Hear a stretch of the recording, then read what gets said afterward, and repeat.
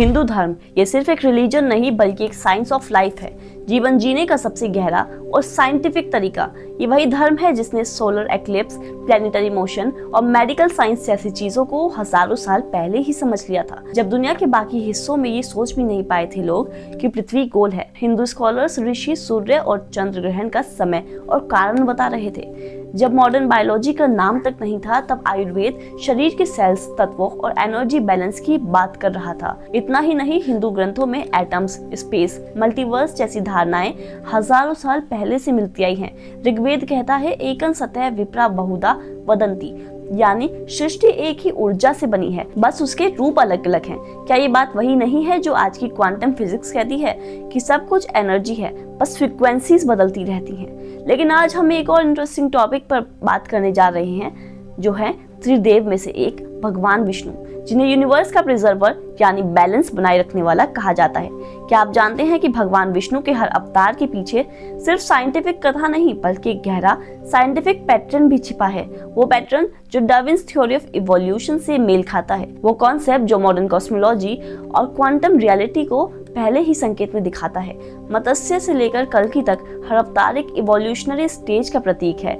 जल से भूमि तक, जीव से मानव तक और मानव से चेतना तक की पूरी कहानी मानो किसी साइंटिस्ट ने हजारों साल पहले ही ये सब लिख दिया हो।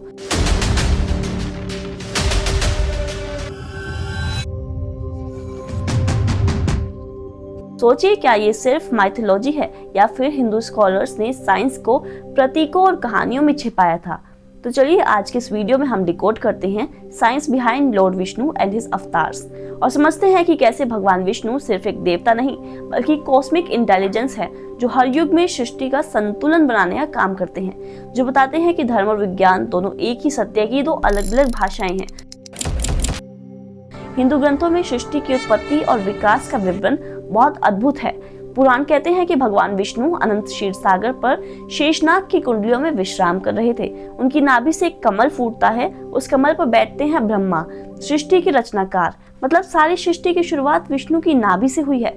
मॉडर्न साइंस की नजर से देखें तो आज के वैज्ञानिक भी यही बताते हैं कि यूनिवर्स एक छोटे से बिंदु यानी एक पॉइंट से जन्मा। बिग बैंग थ्योरी के अनुसार यूनिवर्स का प्रारंभ एक कंप्रेस्ड पॉइंट से हुआ, जहां मैटर, एनर्जी और स्पेस टाइम के साथ मौजूद था। फिर अचानक फैलाव हुआ और यूनिवर्स में सारे स्टार्स, गैलेक्सीज और प्लैनेट्स अस्तित्व में आए।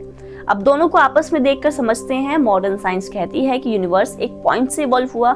हिंदू स्क्रिप्चर्स में इसी पॉइंट को विष्णु की नाभि के रूप में बताया गया है। मॉडर्न साइंस में यूनिवर्स एनर्जी और मैटर से बना, स्क्रिप्चर्स में यूनिवर्स कॉन्शियसनेस और पोटेंशियल से बना, जो कि एनर्जी ही होता है। दोनों में एक ही एक्सपेंशन प्रोसेस भी मौजूद है। क्वांटम फिजिक्स कहती है कि हर चीज पॉसिबिलिटी के रूप में मौजूद रहती है।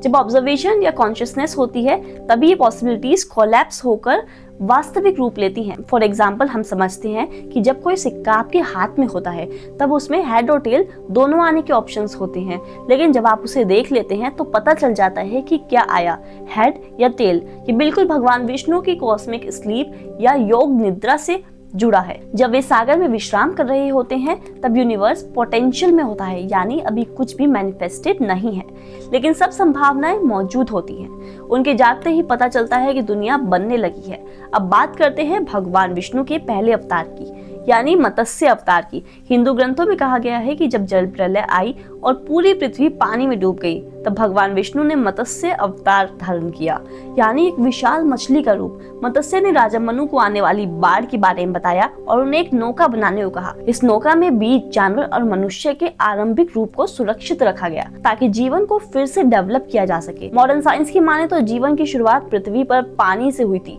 डार्विन्स की इवोल्यूशन थ्योरी के अनुसार भी सबसे पहले लाइफ एक्वेटिक एनवायरनमेंट से बनी, यानी पानी में ही प्रिमिटिव ऑर्गेनिज्म डेवलप हुए और धीरे धीरे धरती पर फैल गए। हिंदू स्क्रिप्चर्स में यही कॉन्सेप्ट मत्स्य अवतार के रूप में दिखाया गया है। इसका मतलब मत्स्य अवतार एक्वेटिक लाइफ फॉर्म का प्रतीक है। अब बात करते हैं भगवान विष्णु के दूसरे अवतार की, यानी कूर्म अवतार। हिंदू ग्रंथों के अनुसार जब देवता और असुरों ने समुद्र मंथन किया ताकि अमृत हासिल कर सकें, तब पर्वत मंदर को समुद्र में रखकर मंथन किया गया था, लेकिन पर्वत डूबने लगा। तब भगवान विष्णु ने कछुए का रूप धारण किया और पर्वत को अपनी पीठ का सहारा दे दिया। इस प्रकार देवता और असुर सफलतापूर्वक समुद्र मंथन कर सके। मॉडर्न साइंस की माने तो ये वही समय था जब जीवन जल से भूमि की ओर बढ़ रहा था। एम्फीबियंस यानी वे जीव जो जल और थल दोनों पर रह सकते थे, इसी इवोल्यूशनरी स्टेज के प्रतीक हैं। ये दिखाता है कि जीवन धीरे धीरे एक्वेटिक से टेरेस्ट्रियल की ओर जमीन पर डेवलप हो रहा था। यहाँ दिखाए गए कूर्म अवतार में जहाँ कछुआ सपोर्ट सिस्टम की तरह है, लाइफ को नेक्स्ट स्टेज तक ले जाने का काम करता है। ये एम्फीबियंस और ट्रांजिशनल इवोल्यूशन का प्रतीक माना जा सकता है। अब बात करते हैं भगवान विष्णु के तीसरे अवतार की, यानी वराह अवतार। हिंदू ग्रंथों के अनुसार जब पृथ्वी दुर्गति में डूब गई और समुद्र में विलीन होने लगी, तब भगवान विष्णु ने वराह यानी विशाल जंगली सुअर का रूप धारण किया। वराह ने पृथ्वी को अपने दांतों पर उठाया और उसे समुद्र से बाहर निकाल दिया। इस प्रकार पृथ्वी फिर से सुरक्षित हुई और जीवन का विस्तार संभव हो पाया। मॉडर्न साइंस की माने तो जब जीवन ने जल से धरती पर पहला कदम रखा, तब विभिन्न लैंड मैमल्स डेवलप हुए। ये इवोल्यूशनरी स्टेज दर्शाती है कि जीवन धीरे धीरे एक्वेटिक से टेरेस्ट्रियल स्टेज में पहुंचा और कॉम्प्लेक्स ऑर्गेनिज्म धरती पर बसने लगे। इस लिहाज से वराह अवतार लैंड मैमल्स और टेरेस्ट्रियल इवोल्यूशन का प्रतीक है। अब बात करते हैं भगवान विष्णु के चौथे अवतार की, यानी नरसिंह अवतार। हिंदू ग्रंथों के अनुसार जब असुर राजा हिरण्यकशिपु ने अपने आप को अमर और अजय मान लिया और लोगों को टॉर्चर करने लगा, तब भगवान विष्णु ने नरसिंह यानी आधा मानव और आधे सिंह का रूप धारण किया।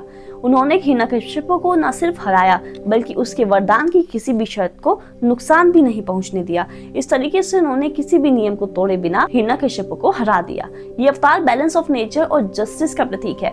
मॉडर्न साइंस की माने तो इवोल्यूशन में कई स्पीसीज ट्रांजिशन फॉर्म से गुजरी, जैसे एक्वेटिक से टेरेस्ट्रियल, रेप्टाइल से मैमल्स और primitive humans half animal form evolution के उन ट्रांजिशनल स्पीसीज का प्रतीक है जो धीरे धीरे पूरी तरह से ह्यूमन फॉर्म में डेवलप हुए।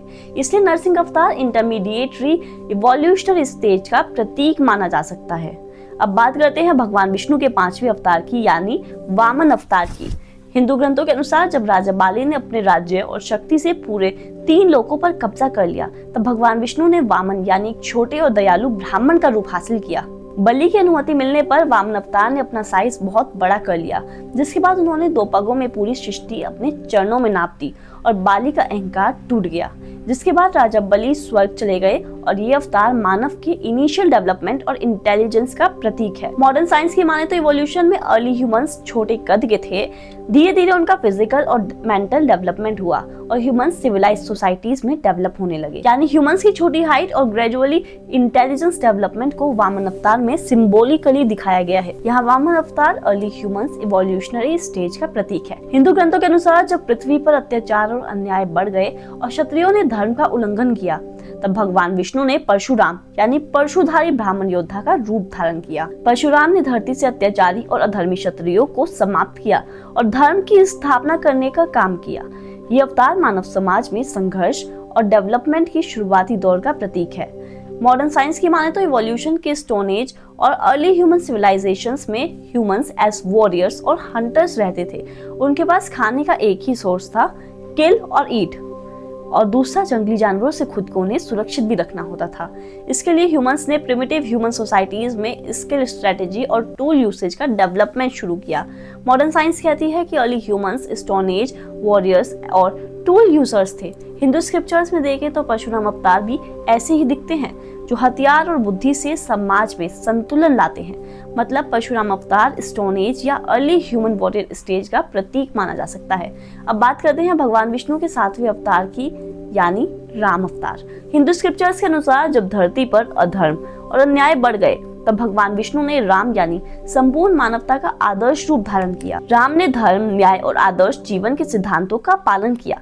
उनका जीवन और युद्ध अधर्मी रावण के खिलाफ और नागरिकों तथा प्रजा के कल्याण के लिए था। ये अवसर सिविलाइज्ड ह्यूमन सोसाइटीज और एथिकल डेवलपमेंट का प्रतीक है। मॉडर्न साइंस कहती है कि इवोल्यूशन के लेटर स्टेजेस में सिविलाइज्ड ह्यूमन डेवलप हुए। ह्यूमंस ने समाज, कानून, गवर्नेंस और कल्चर का निर्माण किया। यानी प्रिमिटिव ह्यूमंस से एडवांस ह्यूमंस तक का यहाँ ट्रांजिशन देखने को मिला, जहाँ इमोशंस, एथिक्स और सोशल बिहेवियर डेवलप हुए। यहाँ राम अवतार सिविलाइज्ड ह्यूमन इवोल्यूशनरी स्टेज का प्रतीक है। अब बात करते हैं भगवान विष्णु के 8वें अवतार की, यानी कृष्ण अवतार की।